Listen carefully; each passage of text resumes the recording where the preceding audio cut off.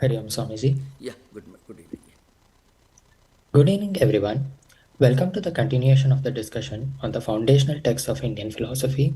This meeting will be recorded and it will be posted on YouTube. So if you have missed any of the previous discussions, you may find it on YouTube.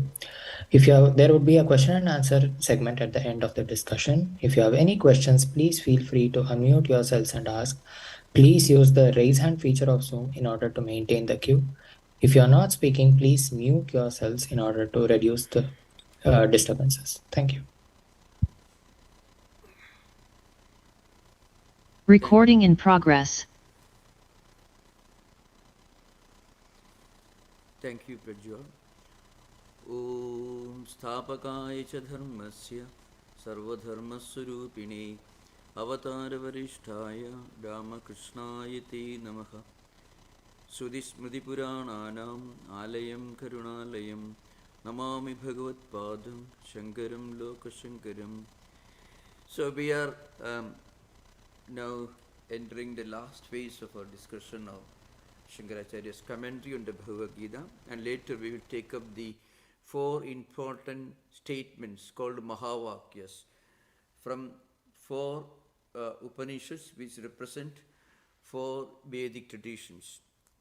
Now, any discussion on the commentary on the Bhagavad Gita will not be complete without some reference to Shankara's commentary on the 16th mantra, 16th verse of the 2nd chapter.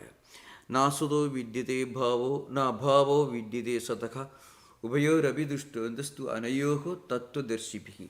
It is the commentary on this particular verse is very significant because it deals with one of the most fundamental problems of philosophy.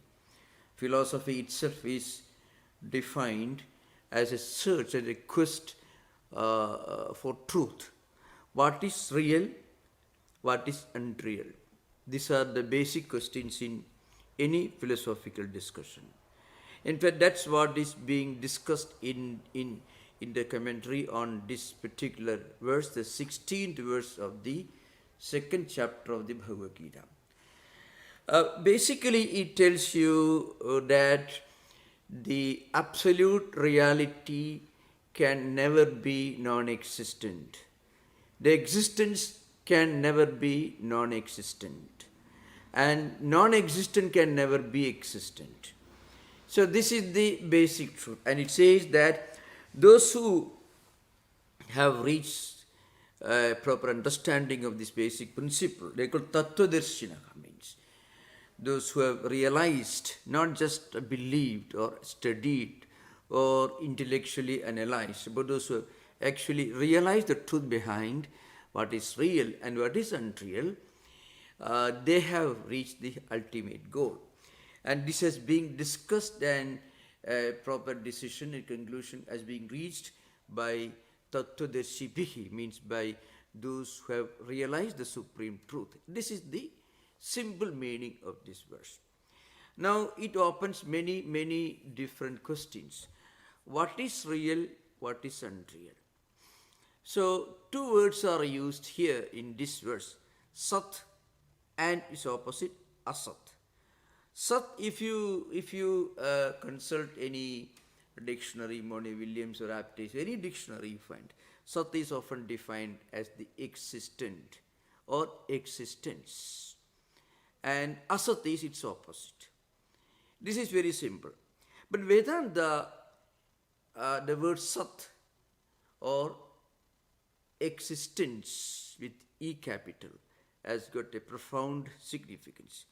What it implies is something that is existing all the time, that has existed all the time, and that will continue to exist all the time. It's called Trikala Abadhita, means remaining without being affected, remaining the same, without any change, without being affected by the vagaries of time. Something is called Shatvikara Atita, means 6 changes. Actually, this has been discussed in some of the earlier on Indian spiritual philosophical tradition. It has been discussed by Durgacharya in his commentary on Niruktam, and by Niruktam it belongs to around 8th century BC. It's the first attempt at, let's say, lexicography, any attempt to understand and define the meaning of word. For the first time, this was done in the Nirukta tradition. Of course, there was a earlier work called Nighantu, and Nirukta came later by Yaska. Between 6th and 9th century BC, we don't know the exact time, but somewhere between 6th and 9th century BC, before Christ. And also in some of the books of the well-known Mimamsa philosopher, Kumarila Bhatta, in Slokavartika and other books, also this has been discussed. What is called Shad Vikara Atita. Vikara means change. Shad means 6. Adida means going beyond, transcending. So what are these 6 changes? Birth, existence, growth, evolution, decay and death. These are the 6 changes. Jayade, asti, varthade, viparinamade, apakshiyede, vinashyati in Sanskrit language, the old definition. What it means is something that comes into existence. It is a change. And Vedanta tells you, this particular commentary tells you that anything that remains unchanged, without any change, is real, with the capital letter R, real. Now, anything that comes into existence is unreal in Vedanta. Anything that doesn't come into existence is real. How does it become? It does not come into existence because it doesn't have to come into existence. It has always existed.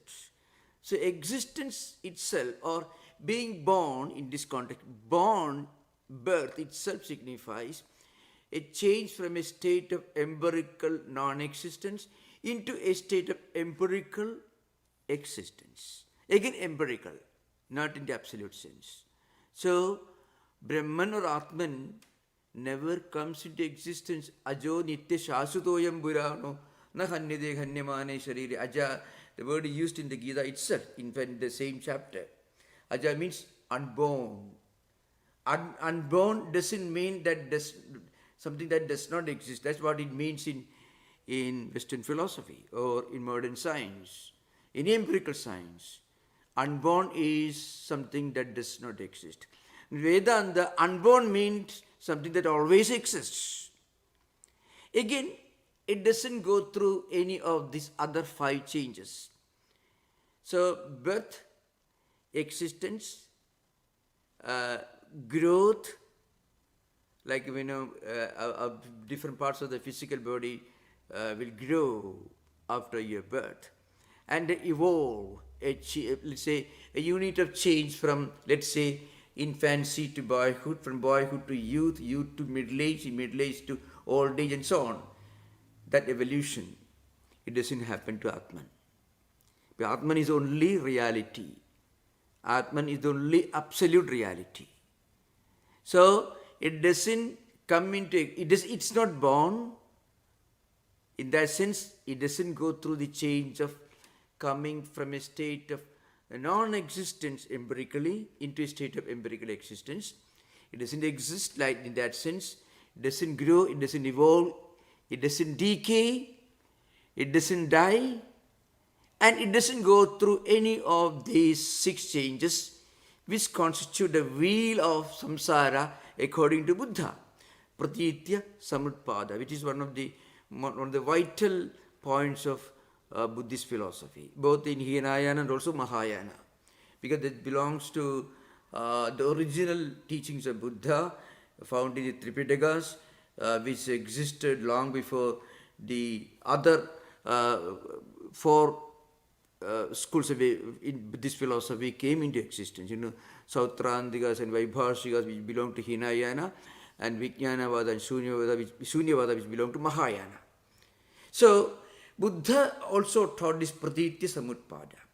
which actually defines the transmigratory cycle of law of karma and reincarnation and also rebirth and so on. So the first condition for defining something as real with the capital letter R is it should be existing all the time. Therefore, it is not born, it is not coming to existence, it doesn't grow, it doesn't evolve, it doesn't decay, it doesn't die, it doesn't disappear, so that it doesn't have to come into existence again. So, jayade, asti, vardhate, viparinamade, apakshiyade, vinashyati. This is one criterion. The second criterion is, again, it should remain the same. Trikala abadhita means, trikala means three times points. But time point means past, present and future. It is not affected by the changes going through this past, present and future. Again, it is perceived as the same in the triple levels of human consciousness called waking state, dream state and deep sleep state. Means Jagrat, Swapna, Sushupti. Jagrat means waking state, dream and deep sleep. You often find that something that we saw in the waking state, we again may go through the same experience when we are sleeping. Is called dream, and neither waking state objects nor dream state objects exist in deep sleep called Sushupti. So there is a change with regard to the objects, the seen, the perceived, what we call drishyas. When you analyze things, experiences from in the waking state, Jagrat state, Swapna state and Sushupti state, dream and dreamless or deep sleep states. Atman remains the same. You can see, for example, it takes 6 hours for one to travel from San Francisco to New York during waking state. But in dream state, it takes only split second because traveling also takes place at the mental level. It's called Sukshma, Sutaijasa. And in deep sleep, nothing can be experienced. So what it means is there is a change with regard to Kala, Desha, with time and also space, place. You go back, you go into sleep in India and you dream that you are in another country, and again when you wake up you are again back to India. So there is change with regard to place, time. In dream it takes only split seconds to experience things and immediately they disappear in dream, but in waking state where mind and senses are involved, because sthula or gross experiences, it may take longer time. In other words, there is a difference with regard to our experiences in waking state, in dream state and in deep sleep state. So whatever we see in waking state is from the Vedantic perspective unreal. This is an important thing to remember. So Vedanta tells you, because you saw something with your eyes and mind, when you're walking the street, you saw a tree, for the simple reason that you saw the tree standing on the road, it shows that the tree is unreal. But one may laugh at it. But I'm going to the subject. It's unreal. So the word unreal is implied by this Sanskrit word asat. Now the question arises, what's the meaning of asat here? Asat is not absolute non-existence. Asat is something that exists for some time but doesn't exist for all time. The tree is asat. It doesn't mean that you did not see the tree. It only means that the tree will not be there after 1,000 years. And the tree was not there 1,000 years ago. So anything that undergoes change in time, in place, is asat. So the meaning of asat here in this verse, see, nasato vidyate bhavo. What it means is, asataha bhavaha na vidyate. Means, for the asat, for the unreal, there is no existence. So unreal, we again U capital. Unreal here means not absolute non-existence, but just something that is not absolutely real. So the absolute reality is that which exists all the time without any change in the past, present and future, in waking, dream and deep sleep states. Its opposite, asat here means unreal. That's a word used here in this particular verse. Unreal does not mean something that you don't see before you. It only means something that you see in front of you, but you don't see all the time. For example, clay is real, relatively speaking, but clay pot is unreal. What does it mean? The clay pot is nothing but clay coming to existence in the form of a particular vessel, a clay pot. The clay pot cannot exist without the clay, but clay can certainly exist without clay pot. Clay can be anything. It can be in the form of a jar. It can be in the form of a huge vessel. Plate, clay plate. Again, gold is real, but golden ornaments are unreal. Why? We may wear golden ornaments, but then the golden ornaments will change. Again, a goldsmith can turn a ring into a necklace. He can change a ring into a bangle. All this can happen, but gold remains the same. Again, ocean is real, waves are unreal. Because waves come into existence, waves disappear. So waves are unreal. Again, always we should remember one terrible misunderstanding about Advaita is, Advaita tells you that this world is unreal, which means this world doesn't exist, which means I am not talking to you. This kind of ridiculous, laughable misinterpretation of Advaita has caused a lot of misunderstanding. So we should also, Sapta Anubhavati, which is a very well-known book. It's actually, it actually brings out 7 possible objections, untenables from the Ramanuja school of philosophy about Advaita. So the misunderstandings about Advaita are quite, have a long history. So Advaita doesn't tell you that this world in front of us does not exist. It only tells you that it is asat, which means it is mithya. So another word, in fact, the true meaning of the word asat in this particular verse, 60th verse of the 2nd chapter of the Gita, the true meaning is mithya. Mithya is something that we experience to begin with, and we maybe wrongly think it is absolutely real, but later when we use epistemological tools or our own understanding, we recognize that it is not real in the absolute sense, but it is just something that comes and goes. Now, this Vedanta philosophy, Brahma Satyam Jagat Mithya, this philosophy has a tremendous ethical and psychological significance.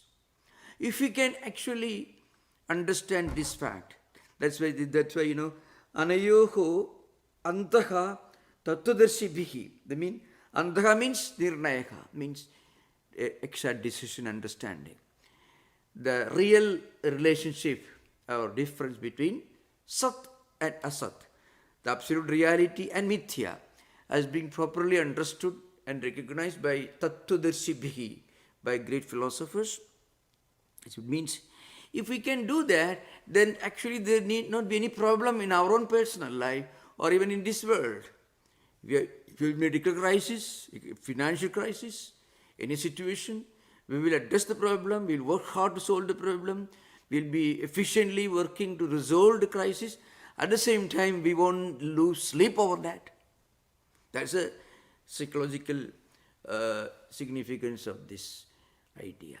This is a very famous commentary, one of the most celebrated, no, not certainly not the most extensive, but one of the most celebrated part of Shankara's commentary on this one, on this Gita Bhashya.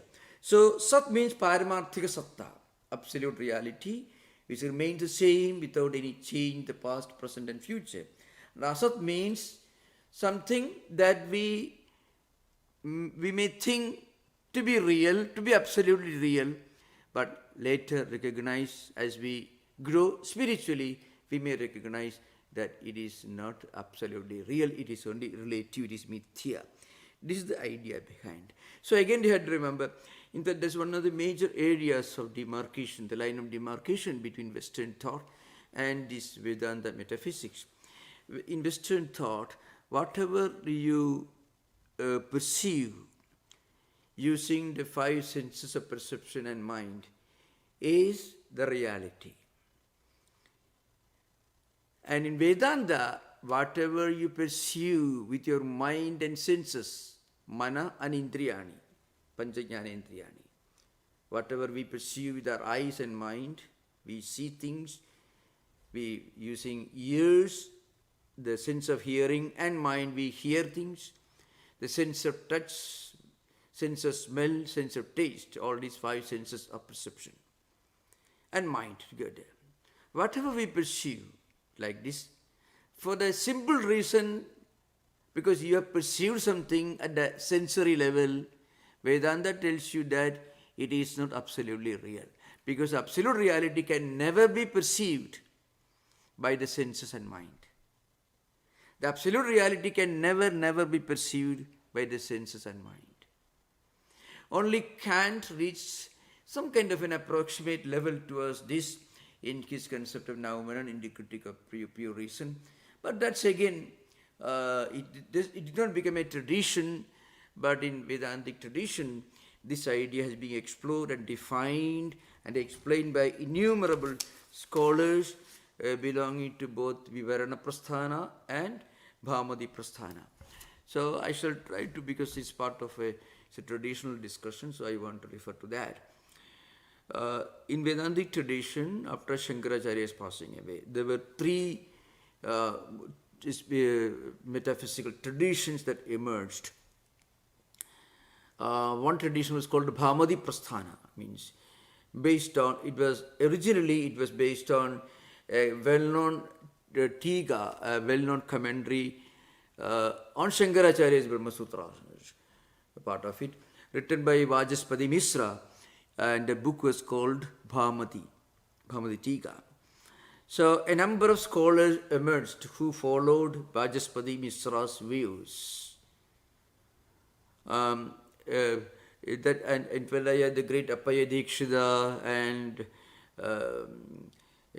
this Amalananda, so Vedanta Kalpadaru Parimala, Parimala Prameya Sangraha. So all this entire Bhamadi Prasthana was enriched by a number of scholars who followed Vajaspati.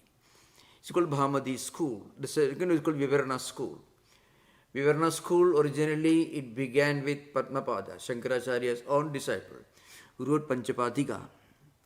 And it was again elaborated by Panchapadika Vivarana by Prakashatmayadi. And Prakashatmayadi was followed by Panchapadika Vivarana Prameya Sangraha by Vidyaranya, and that tradition continued. A third tradition was started by Sureshwara, who wrote Brihadaranya Upanishad Bhashya Vartikam. And it's called Abhasavada in a way it is called, but it more or less it had many similarities with Vivarana Prasthana. So, of course, these two important schools, Bhamadi and Vivarana schools, are very famous. So, in these traditions, there were a number of attempts to define and redefine the meaning of mithya. It's a very profound concept. Main problem is, unless you study from a teacher, who has studied from a teacher, one may not get a full and correct understanding of the implications of mithyatvam. It is more or less true in all empirical sciences. Unless you go to medical school and study medicine under a medical professional, you can't practice medicine, and no one will dare to put your life in your hands for a surgery unless you have studied surgery from another surgeon. And also you find that's true of engineering, any sciences. So there are certain intricate points which almost are very similar to passwords in computers. Unless you have the right password, the machine will not open, and you have no access to it. That is true in Vedanta also. So true implications, the real implications of the meaning of Sat Asat, Brahma Satyam, Mithya, Satyam and Mithya. When these ideas are not very clear, we may end up laughing at the entire Advaita metaphysics as something totally ridiculous. If somebody tells you this world is unreal, for any common person, it borders with insanity. The world in which we are living, and if you say it is unreal, it is actually insanity from a common sense point of view. Vedanta doesn't say that the world is not existing. It only says the world as such that we see in front of us will not exist in the same condition, maybe after 1,000 years, after 1,000,000 years, maybe after 1,000,000,000 years, if you stretch the time further. So, the world is, Jagat is mithya, means only relatively real. And that's the true meaning of asat in this particular mantra. So, I shall read the commentary. It becomes very clear. Nasato vidyate bhavo, na abhavo vidyate sataka, ubayorapi dustvendaka, tu anayoho tattvadarshibhi, asataha bhavaha na vidyate, sataha abhavaha na vidyate. Asat, it cannot have ultimate absolute existence. And absolute existence cannot have any relativity or mithyatvam. So, anayoho ubhayoho abhi antaha tu tattvadarshibhi drishtaha. The great philosophers have discovered and realized this fundamental truth, this idea behind. No, Shankaracharya's commentary is very extensive, but I have already given a gist of the arguments. There is an interesting debate on this subject in the commentary itself. Nasataha vidyamanasya siddhoshnadihi sakaranasya na vidyate na asti bhavo bhavanam astida nahi siddhoshnadi sakaranam pramanaihi nirupyamanam vastu sambhavati vikarohi saha vikarascha vibhijarati yatha ghadadi samsthanam chakshusha nirupyamanam mrit vitiregena anupalabdhehi asat tatha sarvo vikaraha karana vitiregena anupalabdhehi asan janma pradham cha abhyam pragurdham cha anupalabdhehi. So this I shall make it clear. What it says is, for example, nahi sidoshnadi sakaranam pramanaihi nirupyamanam vastu sambhavati. For example, when you see this heat and cold, the dvandas mean the dual points. When we actually analyze something affected by the fluctuations in heat and cold, you find the reality itself is above both. So, and this difference is what you call certain things are perceived and we misunderstand them to be as real without understanding that they are always changing. Every moment they are changing. This universe also is changing every day, every moment. The world was not what it is now 1,000,000 years ago. And then there's an important sakaran, pramanaihi nirupyamanam vastu sambhavati.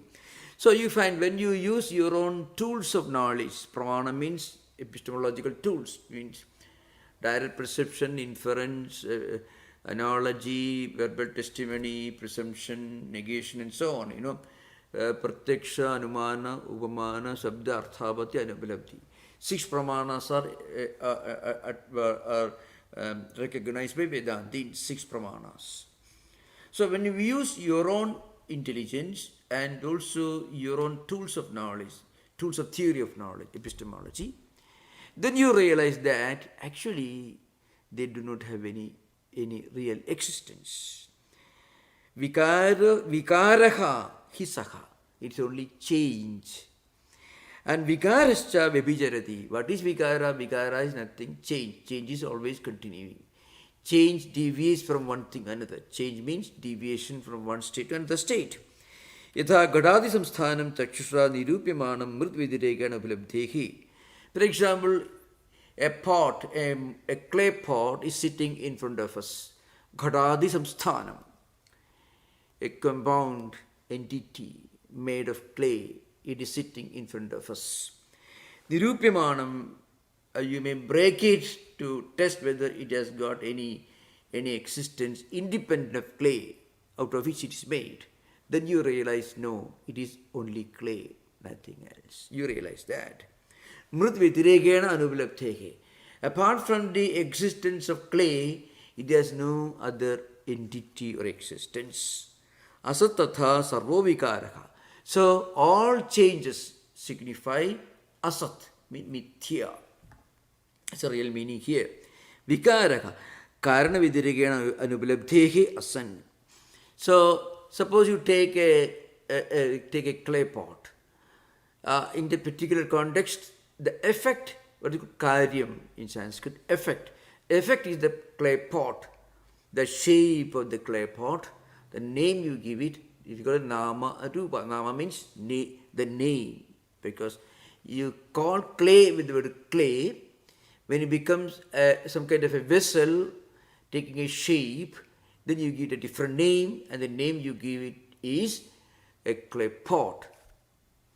So now, this clay pot, if you remove all the clay from the clay pot, the clay pot cannot exist. If you remove all the gold from a golden ring, the ring cannot exist. Jadma pradhumsabhyam pragudham cha anupalabdhehe. So before the pot maker made the clay pot from clay, the clay pot did not exist. And again, once it is broken, then also the clay pot doesn't exist. But the clay always existed before it became the clay pot, and will continue to exist before it is destroyed. The clay pot itself, the shape and name are gone. It goes back to clay. So also golden ring. So also waves in the ocean. Waves are not unreal in the absolute sense, because you can find, you heard of these waves. You go to Indonesia where people suffer, or Japan where thousands of people suffer. Lots of properties and animals are destroyed, whole entire cities disappeared due to these huge waves, tsunami waves, 50 feet, 60 feet. And you tell them the waves are unreal, they will put in some kind of an institution where you may not be inclined to live for a long time. So the point is, at that time, you should remember when Vedanta tells you that the waves are asat, unreal, it only means it is non-absolute in the sense. This is a very important point. This particular commentary has been discussed in innumerable vakyarthas. Vakyartha means this long discussion among scholars in Sanskrit language. It's been discussed for the last 1200 years, this particular section. 16th verse, 2nd chapter of the Gita, which is the most profound discussion of what is real and what is unreal in Vedanta philosophy. It is being defined. So that's an important thing. Now here's something interesting, and this is the great humor and also the entertainment that you get in the Shankaracharya's works. Here somebody has got an objection to ask. Objection in Sanskrit I am reading. Murdadi karanasya tat karanasya cha tat karana vitirekena anupalabdhehi asatvam tat asatve cha sarva abhava prasanga idi ched. One question. What is the question? All right, you said that that this pot, clay pot, cannot exist independent of clay. Similarly, the waves cannot exist independent of ocean. The golden ring, golden bangles cannot exist independent of gold. So, karana or cause just appears to have become effect. Why do we call it appearance? Because you melt all the gold in the golden ring, it goes back to gold. You break the clay pot, it goes back to clay. And after some time, this tsunami waves disappear, it becomes calm and quiet ocean. So ocean can exist without waves, but waves cannot exist without ocean. Golden ring cannot exist without gold. Gold can exist without golden ring. It can be in any other form. Again, this clay can exist without clay pot. It can be in any other, a heap of clay. It doesn't have any particular name and form, only clay. It can become clay pot, jar, whatever you want. So the clay can exist. Clay is the cause. Clay pot is the effect. Gold is the cause. Golden ring is the effect. Called karya. So cause is called karanam and effect is called karyam. Ocean is the cause, karanam. Waves are the effect, karyam. So effect can exist without cause. Effect cannot exist without cause. Cause can certainly and will exist without effect. So here is an important point, remember. Now, okay, we agree with you. This is this objection actually comes from the school of Nagarjuna. Nagarjuna was a well-known dialectician in the Mahayana tradition. He is the exponent of Sunyavada. His most important book is called, Madhyamika Karika Moola Madhyama Shastram. It's two titles, same book. Very famous dialectical work, maybe most astounding dialectical work in the Buddha tradition. Madhyamika Karika. So they have an objection to put forward before Shankara. Shankara himself is changing side and putting an objection to drive home his idea further. He says, Tat asatvecha sarva abhava prasanga idi ched. Now in that case, you have to admit that nothing exists in this world. It's like Shunyavada, Nagarjuna. It becomes our philosophy. So Buddhist philosophers tell you. So, I can explain this further. Suppose you say, the Nagarjuna of the argument or the Buddhist argument is this. Suppose you say, a clay pot is the effect, karyam.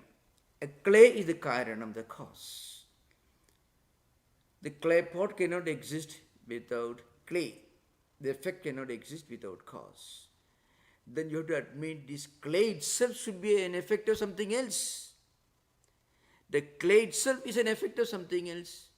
So that something else exists and clay itself should be non-existent.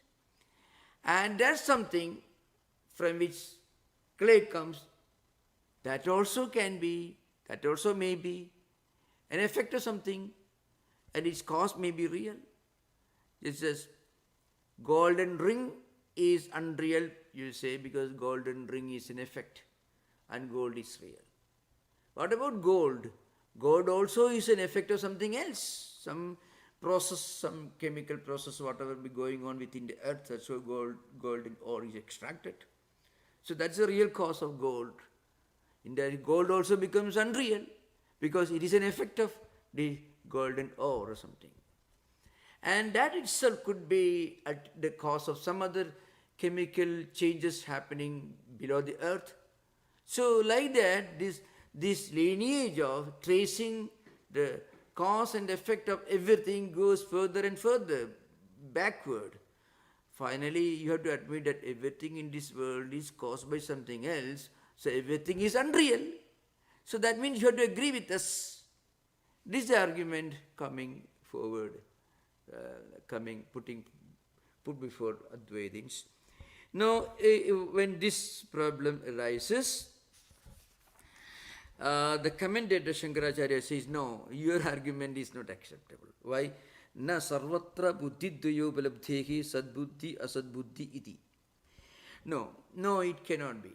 So in everything in this world, there are two types of perceptions of consciousness. One is existence, and also that existence linked to some object. This become clear.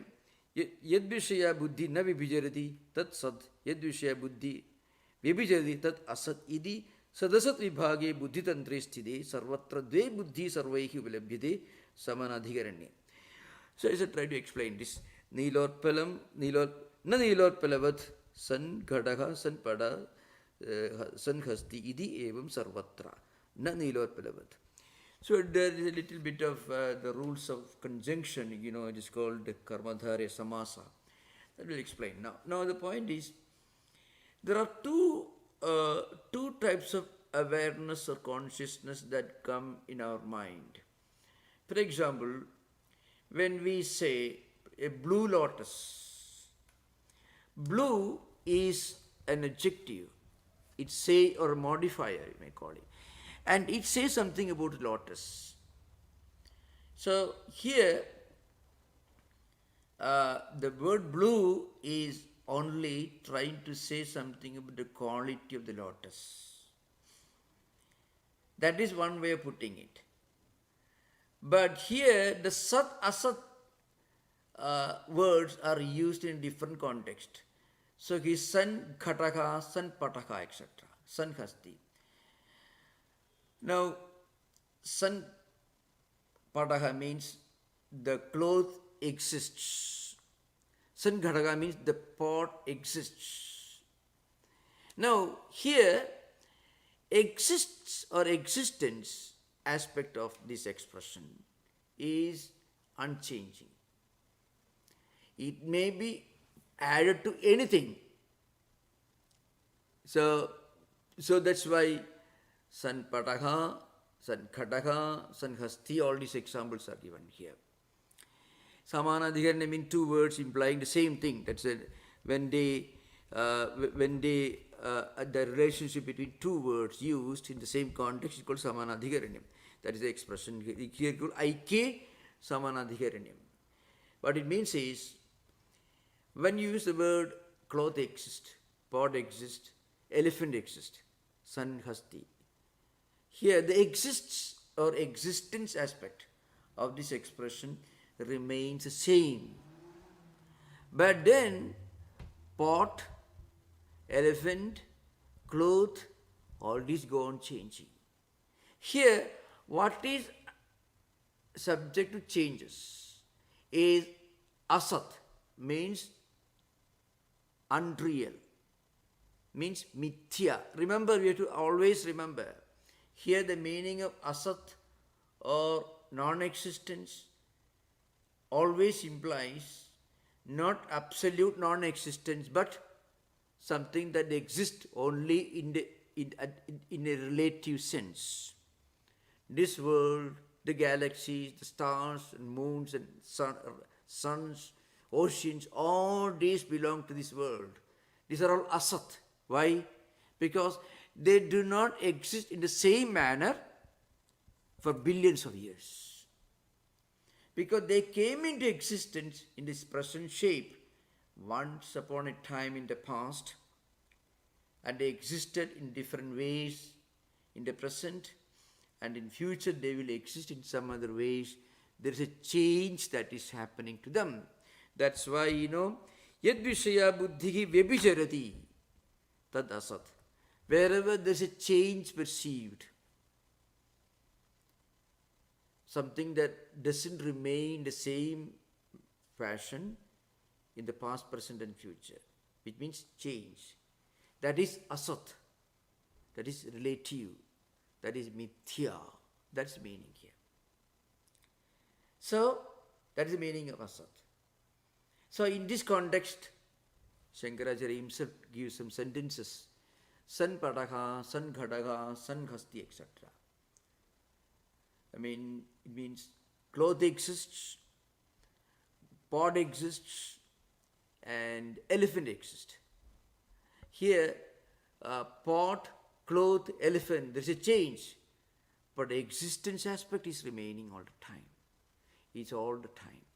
So, the real meaning of Sat is the entire concept of universal reality, existence, VE capital. So that's why Satchit Anandam. Brahman cannot be defined. But if you try to make an attempt to define Tadastha Lakshana, then approximate definition, which again not a definition, the only effort to define the non-definable Brahman is, one is Sat, means existence in the absolute sense. Because the existence aspect remains the same, unchanging. What exists, that object may be anything, maybe billions of things in the trillions of objects in the world, can be added to the word sun, Sat, exists. But existence is always the same. That's why, now this answer, of course this answer continues. So, when Buddhist Shunyavadins, Nagarjuna school, puts forward an objection. What is the objection? The objection is this. Again, you have to understand the objection, we should know what is being opposed here. Advaitins tell you that anything that is in the form of an effect cannot be real in relation to cause. Example, gold is real because the gold is the cause of golden ring. So golden ring is unreal because golden ring cannot exist without gold. Gold certainly can always exist without the form or name and form of a golden ring. Now the Madhyamikas, or we call the Nagarjuna's Shunyavadins, they ask the question. In that case, you have to admit that gold itself is the cause, is caused by something else. Gold is an effect, karyam. Gold is an effect. There should be a cause. Which causes gold come into existence. So that should be the real thing. Gold itself cannot be real. So gold is also unreal. Then suppose you say gold, the golden ore, or something on the earth is the cause of gold. That also should be caused by something else. It should be an effect. So like that, everything in this world becomes an effect. Everything in this world is unreal. In fact, this is the essential philosophy of Shunyavadins. So as against this, Advaitins say, no, there is one absolute universal existence. That existence aspect can be added to anything. I exist, you exist, oceans exist, the pod exists, clothes exist, elephants, and so on, all is mentioned here. The existence aspect is unchanging. And that is the reason. It is not caused by anything. It's not caused by anything. Because it cannot be caused by anything. It is neither cause nor effect. So Shunyavadins, according to Shunyavadins, everything in this world is caused by, is in the form of cause and effect. That is Praditya Samupada.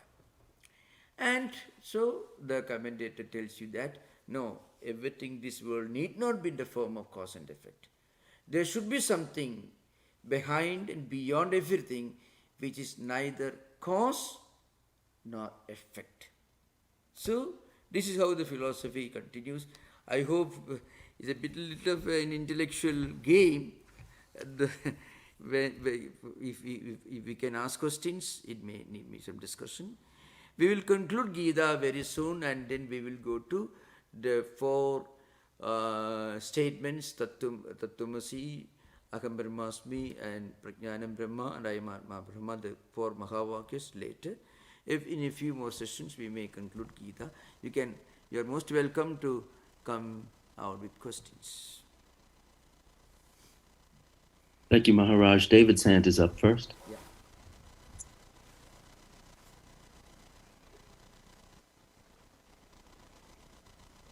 Hello, Swami. Yeah. I have a question.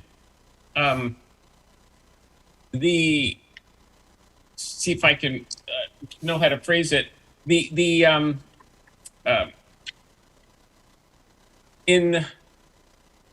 read that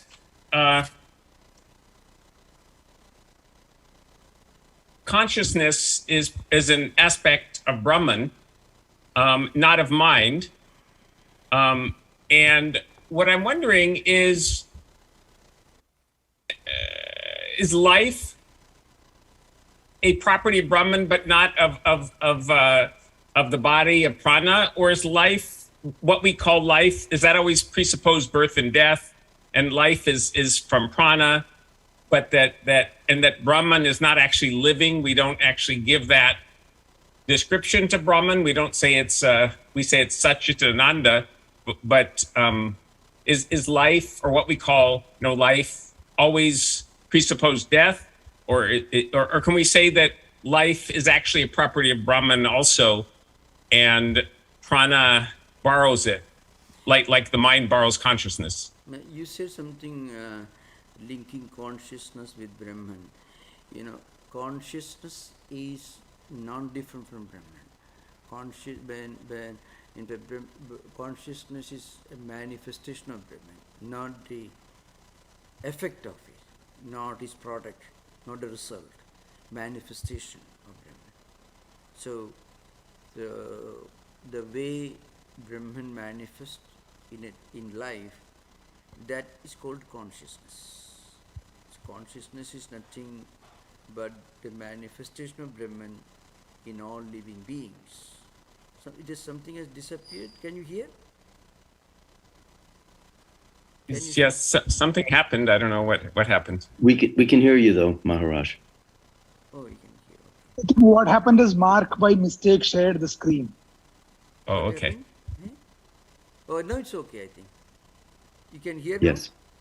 Yes. Yes, now everything's back to normal. Yeah, so consciousness, frequently, there is a problem in the use of language in metaphysics. But I would rather suggest that when you read books, better to read books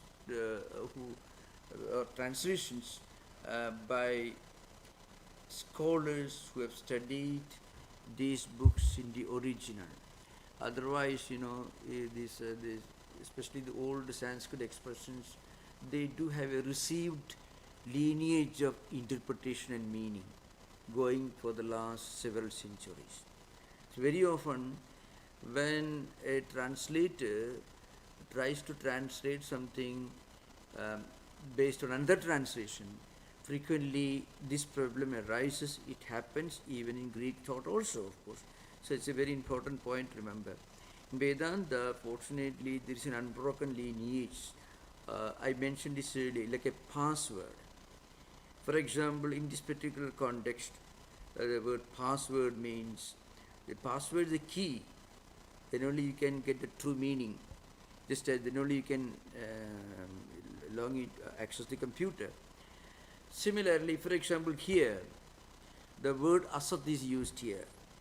Asat can have another meaning. Asat can also mean absolute non-existence. For example, the Gandharva Nagara, Sasavishana, the horns of a hare, the son of a barren woman, or the city seen in the sky. All these are also sometimes given as examples of asat in other books. So here, but that's why here in this particular context, the commentator clearly states here it means mithya. It doesn't use the word mithya here, but what he says is nothing but mithya. This is an important thing. What is mithya? Mithya is all the computer, the iPad, the mic system, the chair on which you sit, all mithya. In the sense they do not exist in the same fashion for all times, in the past, present and future. Like that, when we use the word consciousness, frequently in many discussions, the word is used in a very loose fashion. Consciousness is sometimes equated with Brahman. There is nothing wrong in it, but the word consciousness becomes correct as an expression only when we use it as the awareness aspect, the manifestation of the Brahman, the divine within us in the form of awareness. That is consciousness. Chit aspect, chit. In Satchidananda use the word chit. And the existence also is related to that, Sat. So Sat and Chit are the same. Man, Ananda, the word Ananda is used only in relation to the experience, the joy one feels when you reach this experience level. That's why, and after using these three terms, as if you are defining Brahman, Vedantins will tell you Vedanta, the Brahman cannot be defined. Then why these words are used? These are only three terms by which you can try to connect with that supreme reality, which actually cannot be connected through words, only through experience. So this is an important thing to remember.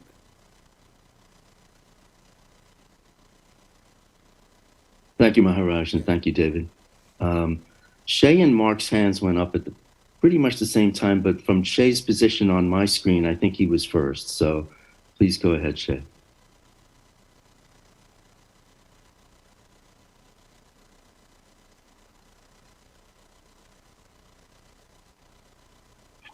Hello, thank you, Maharaj.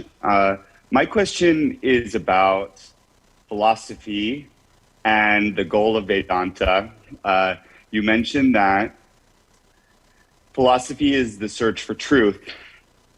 And to me, it feels like the ultimate goal of Vedanta is not actually the search for truth, it is this moksha, it is this liberation. And that maybe these philosophical debates are not as important as our sort of path towards liberation. Can you explain that a little bit? Yeah, philosophy is not needed for liberation. The philosophy is needed because right now our mind is not focused on the highest spiritual reality. Our mind is full of ideas other than spiritual ideas. So the first principle is to study something. Vedanta itself tells you, you should first of all listen. Use your own reasoning power and also develop the necessary ethical moral qualities. Samadhi, Sarka, Sambhati, the 6 important qualifications. Without that, it is not possible. Very often, conflicts are always due to one problem. Our mind is not ready for what we are intellectually trying to analyze. This is an important thing. Our mind is not always ready. I have found this always among many spiritual seekers. They should, whenever they get time, when they try to connect with something, they should connect with these things and think over this. So constant thought of some higher spiritual principles will have a cleaning effect. They'll cleanse our mind of all negativities. That's a discipline. Without that, our mind will not be ready. You find that if you read if you want to read a good book, your mind will revolt. Won't even permit you to do that. That's because our mind is not ready for it. So the first thing to do is to somehow connect our mind with some higher ideas. I can give many examples. You see, people get aged biologically. Biological age doesn't make a person wise. It's an important thing. Biological age sometimes creates the opposite direction. It makes person desperate and depressed. So, and on the other hand, you find very young people, relatively young people. They're happy, they have no conflict. So it's very important for us to understand that spirituality is not something, it's not a concept. It has to happen in our own emotional world. We often interpret spirituality as a concept. I am Brahman. Oh, all right. No, I did not know I am Brahman. No, I understand I am Brahman. Oh, fine. The problem solved. It doesn't happen like that. Anyone can say that he is Brahman, and emotionally live in a very, very worldly, empirical world. Emotions are not clean. Thoughts are not clean. Attitudes are not clean. Plenty of conflicts. Plenty of problems. Plenty of depression, despair. Still, I am Brahman. So this frequently happens. Such people should start pray instead of philosophy. They can study philosophy, but they should do a lot of prayer, do a lot of karma yoga, because karma yoga and prayers will generate some spiritual qualities. And slowly you find our mind is ready for philosophy. They can study philosophy, but they should know that the study of philosophy is only an intellectual exercise, not a bad exercise, better than some other exercise. If you do something positive, feeding our mind with great ideas, that's not bad, it's good. Because otherwise mind will go after something unpleasant. At least to keep the mind engaged, you can study higher thoughts.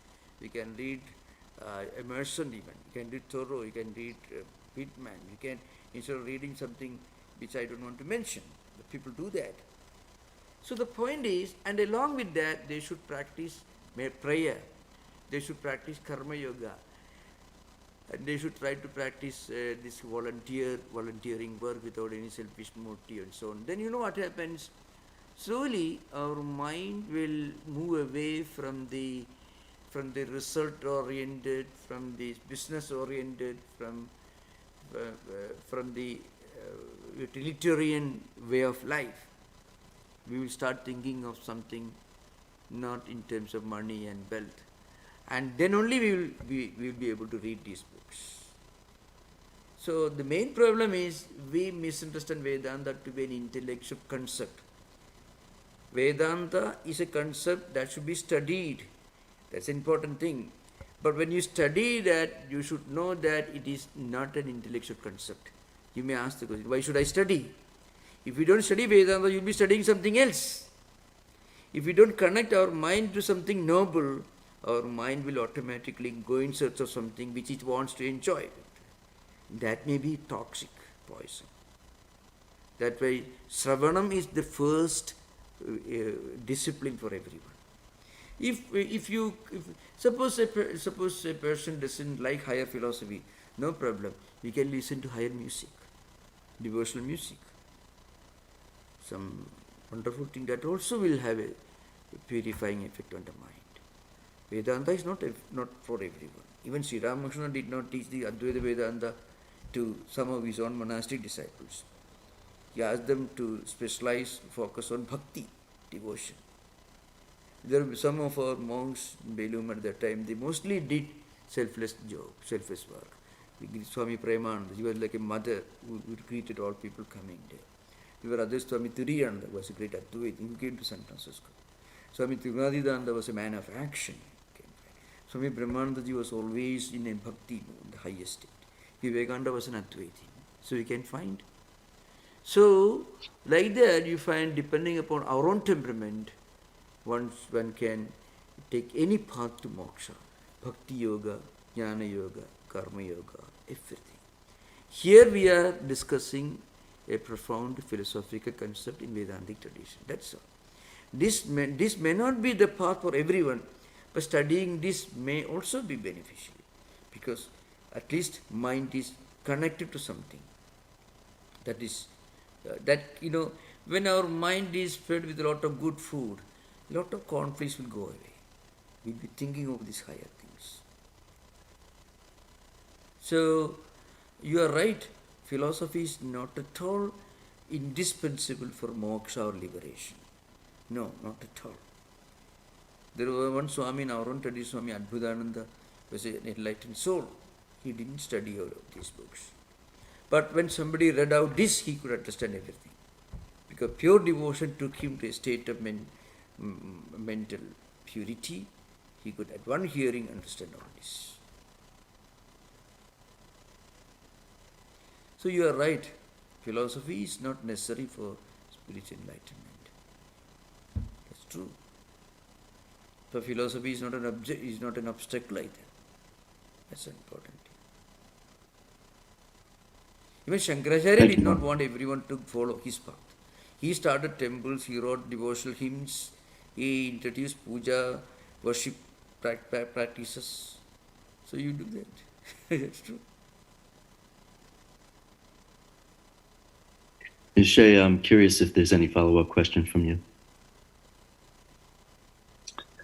Well, I have many follow-up questions, but it's only a short time together. Yeah. My question would be... If there is somebody else with question, we have that. Yes, Yeah. that's fair. Yes, someone else can ask. Thank you.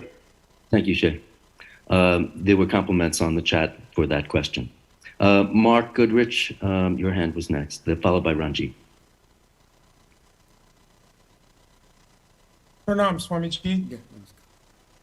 I was wondering if you wouldn't mind talking about the concept of asat in relationship to our practical life experiences, things such as losing our wealth, sickness, jobs, relationships.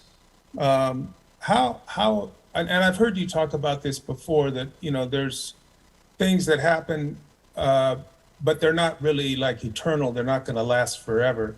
But at the time that they happen, they seem like they make us unhappy, and they seem like there's no way out. Could you talk about asat in the relationship to our practical everyday lives? Yeah. First of all, if we can keep in our mind the fact that everything in this world is impermanent. Everything in this world is impermanent. It's the essence of asat here, unreal here. That can help us while dealing with problems. Because frequently we attribute permanence to problems and lose sleep. It doesn't mean that we should be insensitive or inactive or indifferent. But we frequently attribute permanence to difficult situations, and we forget that these difficult situations will change. They will change. They will get back to the previous conditions. So that's a moment when Advaita, this fact can be used. A devotee may use, well, this is what God gives me. The same effect you find for a devotee. That's true. If we are following the path of bhakti or devotion, you may think that this is what is God's will. The effect is the same. That's true. So, the idea that all the problems we are facing are of a permanent nature, that can be the cause of a lot of problems in the world. If we can remind ourselves that they are not of a permanent nature. Again, it should not make us inactive, but the tendency to forget the essentially impermanent nature of empirical experiences, that can be a problem. Yeah. Thank you. Yeah, thank you. Go ahead, Ranjit, please. Namaste, Swamiji. Yeah. So I have a related question. So in a simple, if you take a simple definition of mithya, just like as you said, it could be like anything that is transient can be called as mithya, which is not permanent, and Brahman is something which is not transient, I don't know what is the opposite word, maybe permanent. Yeah. So if that is the simple, if one take that as a simple definition, and if it is true, and does Shankara argue that Yeah. Brahman is indeed permanent? I mean, that Shunyavada, probably that's what probably there came, but I didn't fully understand that part, that how to argue that Brahman is indeed permanent or Yeah. yeah. You know, this Mithyatvam has been defined by four scholars. One of them gave two definitions. That's why five definitions. One is found in Padmapada's Panchapadika, and the second and third are found in Panchapadika Vivarana Prakashatmedi. The fourth one is found in Chitsuga Tattwapratipika, and the fifth one is called, it is found in Ananda Bodha's Nyaya Deepavali. The important definitions. One definition, the first one that is attributed to Padmapada is Sadasatta Anadhikaranatum va Mithyatva, means. You see, it is neither real nor unreal in the absolute sense, you know. See, Maya is not real in the absolute sense because the waves go away. The shape of the pot also can change. The golden ring can become some other golden bangles. Nama and Rupa, it's all together. They can change. So, another one important definition is, that is in Nyaya Deepavali, is Sat Viviktatum, that which is distinct and different from the absolute reality. That is also Mithya. Jnana Nivartitvam, that is found in Panchapadika Vivarana Prakashatmedi, means that which disappears when you get enlightenment. So, actually, in reality, I tell you, the real experience of the Mithyatvam or the impermanent nature of empirical experience. The real experience comes only when you get the ultimate Advaitic spiritual enlightenment. And now there are two stages. One stage is you go on practicing, you reach the Samadhi, which is again a long journey. The other one, as Sri Ramakrishna says, keep Advaita in your pocket. What does it mean? Sri Ramakrishna did not ask you to keep Advaita and flaunt on your hands like a flag. Keep in your pocket. What is the meaning of putting in your pocket? You may do everything that is good in this world to help a person, or you may work hard with all sincerity to achieve success. Now you find at some point the maths don't tally, the logic doesn't work. The logic of mathematics and logic of science doesn't operate in real life. In real life, you may help a person, do everything for him. He may be your worst enemy. So 2 plus 2 is 4, that logic doesn't operate here. If that logic operated, the person whom you helped should be your best friend. Total stranger can be your friend, and the person whom you have done everything can be your worst enemy. So where is logic? So that's why, one great commentator of Christian statement in Shankaracharya's, it is called Anirvachaniya. That is the non-definability, or the great imponderable, so to speak. The great unknown, the great imponderable. Because it is something so real, but you find it happening all around you, in your own life, everywhere. No one can deny this. At the same time, the logic of mathematics doesn't work here. It's just the opposite of mathematical logic. So how do you explain this? So it is non-definable. That is why Panchapadika's definition of Sadasatta Anadhikarana is called Anivachiniyati, also Anivachiniyatvam. That's also Padmapada's definition. Non-definability, or maybe in English language, in the kind of old English, bombastic English language, the great imponderable. What is Bobby's view, opinion of Bobby? Eh? A delightfully poetic way of putting it. Eh? It's a delightfully poetic way of putting it, the great imponderable. It's a little fact. pretentious, but English is colorful that way, and it's fine. It's true. Eh? The great imponderable may not be very colloquial expression, especially in America. You know, it comes across the other side of the Atlantic. Eh? It appeals to me very much. Yeah. So it's a fact. In fact, this is something that we find operating in life. That's why, and in fact, Anirvachaniya Khyadis in the Vedantic dialectics comes. It's a different subject, Brahma Sutra interpretation. What I mean to say, the non-definability, so this non-definability, indescribability of this world, that's the best proof of mithya. That's an important thing to remember. Swami Vivekananda, in his, he gives a series of definitions, mostly taken from Shankaracharya's own Viveka Chudamani. Sannapya sannapi bhayatmigano bhinnapya bhitnapi bhayatmi. Like that, you know, neither real nor unreal, like that, neither, like that, you know, Swamiji, neither with parts nor with the whole, and so on. So Swamiji then he says, he gives some example in life that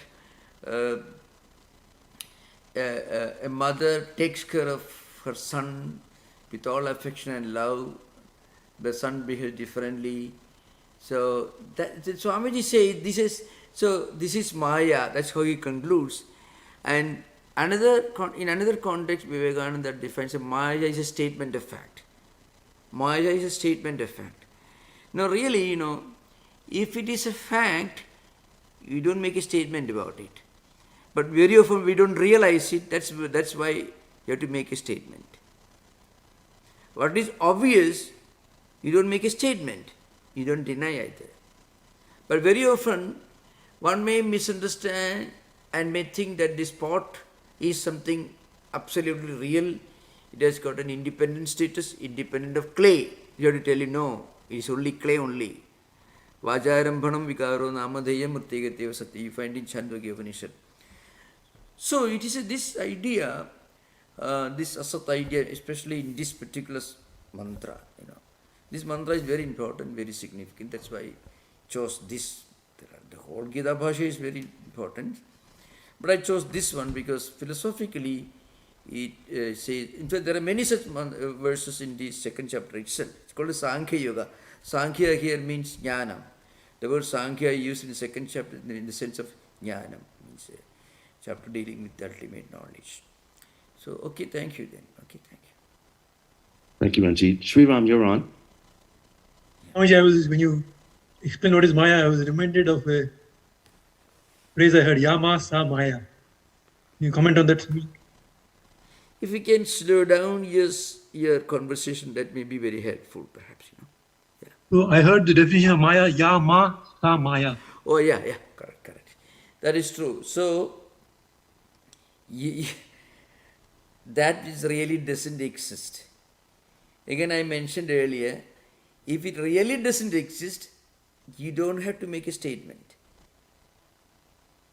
So, whatever is obvious, we don't deny.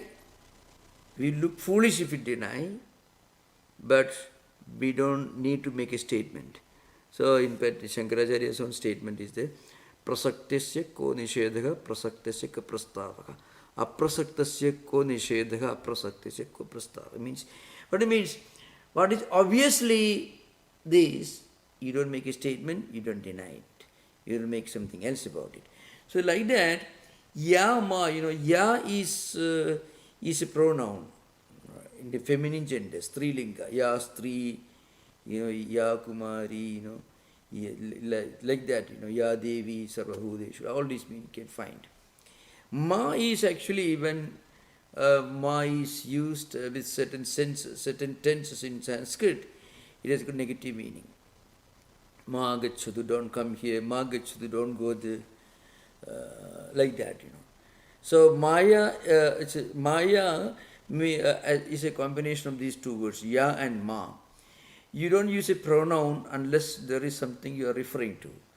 So there is something. At the same time, it is not absolutely real. It is changing. So that's why ma is used, negation. So both affirmation and negation coming together, that is Maya.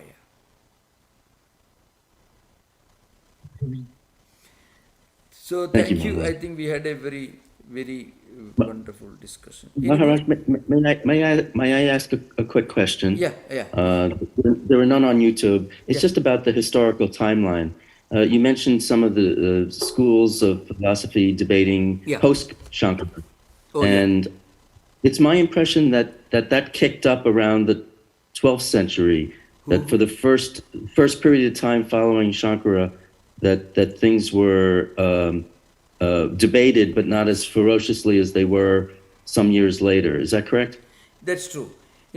So the first phase in during the post-Shankarite period of Advaita philosophy is the time of Shankaracharya's own disciples.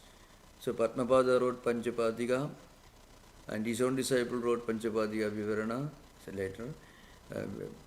Vajaspati was a contemporary of Shankaracharya, more or less wrote Bhamati. Sureshwara was a disciple. He wrote Brihadaranya Upanishad, Bhashya Vartikam, and so on. So the point is that's one period. The second period was during the time of Ramanuja and little later after Madhva. So these two great philosophers and saints representing a different view of Vedanta. They are also Vedantins. So Ramanujacharya, he established Visishtadvaita philosophy, and in a way it is not it's not the polar opposite of Advaita. Ramanuja's system includes one aspect of Advaita, but the whole, that's called Visishta Advaita is called. Chit Ajit Visishtam, that means. So absolute reality qualified by Chit, which is Chaitanya, and Achit, which is Jagat. So Jiva, which is so Ishvara qualified, modified by Jiva, who is Chaitanya, and Jagat, which is Jada. This is Ramanuja. Ramanuja also partly accepts Advaita. That's what he called Visishta Advaita. Then Madhva came, which is the polar opposite of Advaita. So during this time, of course, especially during the time of Ramanuja's period, Ramanuja's great disciple and his follower was Venkatanatha, is called Vedanta Desika. He was the commentator of Ramanuja's great philosophical commentaries like this, Sri Bhasham and so on. So that is one period. But the period of dialectical warfare between Advaitins and another school of philosophy, Dvaitins, it started after Madhvacharya's entry. Madhvacharya was diametrically opposite or opposed to Advaita.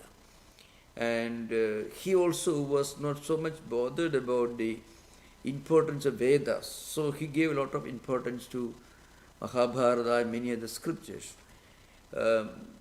In fact, something very interesting in Advaita is Shankaracharya said that whenever there is a difference with regard to some, let's say, some conflict with regard to some ideas in the Vedic Upanishads and then the Smrtis, which are just constitutions, books of codes, Hindu codes, and also Puranas, mythological books, then we should give primary importance to Srutis or Vedas or Upanishads, then only Smrtis, and last importance only to Puranas.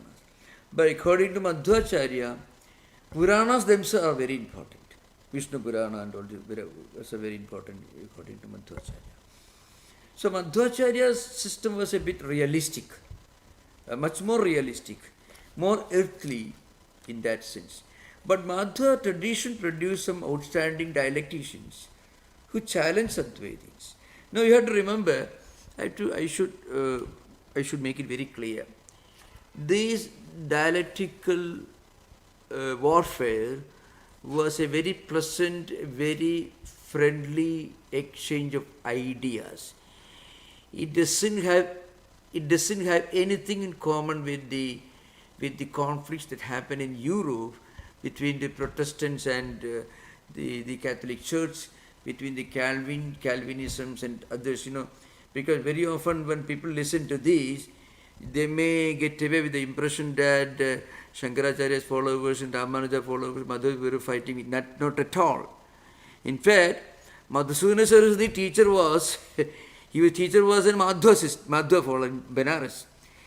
He was listening to Madhvacharya's books from his teacher, and that evening he wrote a refutation of that. That is Advaita Siddhi. You find the greatest dialectical masterpiece that came during the post-Shankarite period. Advaita Siddhi was written by a student who went on refuting his own teacher's views. So in Benares, they used to study, they used to live with gurus. They used to go about begging, 16th century, early 16th century. They used to go about begging annakshatras, eating food and studying scriptures. So Madhusudana Saraswati's own teacher was a Dvaitin, Madhvacharya's follower, who thought that Madhusudana is a brilliant man, so he'll be his next evangelist who take up the cause of Dvaita or dualism. What happened was Madhusudana listened to his teacher's interpretation of Madhvacharya's views for years and years and years. And every day he wrote his refutation. And as a Guru Dakshina, Madhusudana presented him with a copy of Advaita Siddhi. And his Guru had the greatness to bless him. This is something you have to keep in mind. His Guru had the magnanimity to bless him. So this is something very important, because we have a lot of Western listeners and very happy about it. So I want to point out this with all humility, that there was absolutely no physical conflict or anything. Very often, every day they used to have long discussions, and then they used to share the food and all that, everybody, teachers and students. So this is a very important thing. Ramanuja's own Guru was an Advaitin. Madhvacharya's Guru was an Advaiti. So remember this. So you should not imagine that this was very similar to the highly tense situation that prevailed in Europe when Martin Luther wrote his thesis, 90 thesis, and hang on the church doors. Nothing of the kind, or Calvin or other, rebellious church dissidents started challenging the supremacy Catholic Church. Nothing of the kind. Just a friendly dialectical discussion.